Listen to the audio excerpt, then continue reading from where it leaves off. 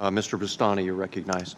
Thank you, Mr. Chairman. Just to follow on this conversation, just think if 11 countries, along with the United States, with very disparate levels of economic development, can come together in a high-level 21st century standard agreement, what an accomplishment that will be. I think that fits in with American values. And as we look at the U.S. economy, we need growth. We need job creation. We want to promote innovation and value creation. And to me, the catalyst for American leadership in all of this and for our foreign economic policy is TPA, Trade Promotion Authority. And this version of TPA is not the 1974 or 1988 or 2002 version. It's a much enhanced version of this. And I think Chairman Ryan raised some of these points earlier with the robust, expansive consultative process between our negotiators, the executive branch, and Congress, the transparency, the detailed objectives. So I want to explore that further and each of you to comment. How does this version of TPA, with all those new enhancements, help us get to the best possible agreement? How does it create the kind of leverage? How does it put the full force of the United States government and the people of the United States behind this kind of high-level, high-standard agreement? Congressman, I'd say at the highest level, and Secretary Pritzker said this earlier, countries that we're negotiating with won't go the final mile until they know what it is we need in the end. So I think by putting 150 guidelines in there and by sending our chief negotiators out with clear instructions, that sends a signal that if he comes back, his team comes back with an agreement consistent with the principles, Congress is likely to stand behind it.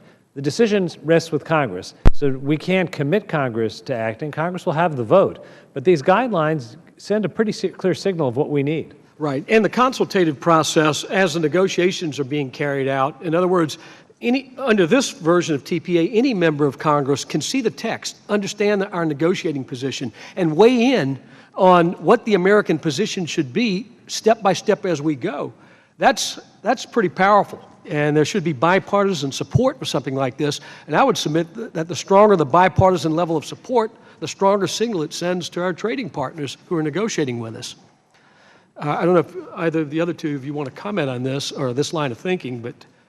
Well, I would concur with your line of thinking. It's really important that we send a strong signal that Congress and the administration stand side by side in setting the terms and tone for this agreement. And the fact that there is so many provisions that support transparency is to continually acknowledge that ultimately the decision rests with Congress, and therefore Congress needs to be part of the process and brought along as it sees fit, as each member sees fit for themselves. Secretary Vilsack, I know as we negotiate with Japan and TPP, agricultural products and market access with regard to our agricultural products is a big issue. It's one of the outstanding issues, and of course rice is a sensitive, particularly sensitive issue, and probably one of the last to be resolved. But this one's critically important for the rice industry, which is a big part of my state's economy. I got positive signals when I was in Japan in March with Chairman Ryan and others on the committee that the Japanese were waiting on TPA before they'll put their best offer on the table. Is it your belief that that's the case and that we can get to an acceptable deal with rice and market access? Well, I know that Ambassador Froman, as Secretary Lew indicated, has just finished a round of discussions and negotiations with the Japanese. Rice is obviously a very critical component to that discussion, and I'm confident at the end of the day we're going to see a much better market access opportunity for our rice producers.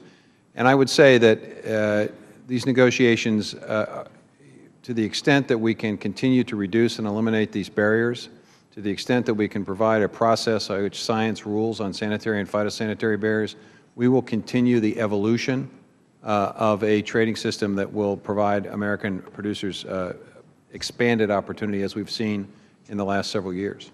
And Secretary Pritzker, real quickly with the time I have remaining, ISDS is something that's really important in this. And as we look at the National Export Initiative and trying to expand export opportunities for small and mid-sized enterprises, explain why ISDS is so critically important and why it's not an infringement on U.S. sovereignty or U.S. law, but in fact helps our small and mid-sized firms with market access issues and their ability to thrive in these foreign markets.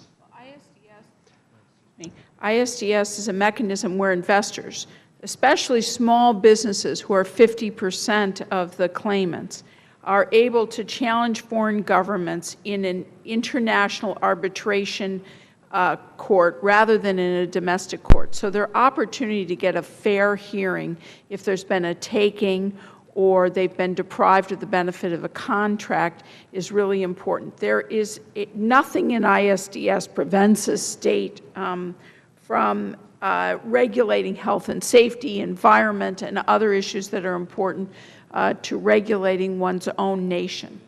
Thank you. I know in my experience where we have a lot of energy companies, these companies have been involved in foreign operations, and in the absence of ISDS, they have had serious problems with loss of assets and so forth. So I thank you for your answer. I yield back.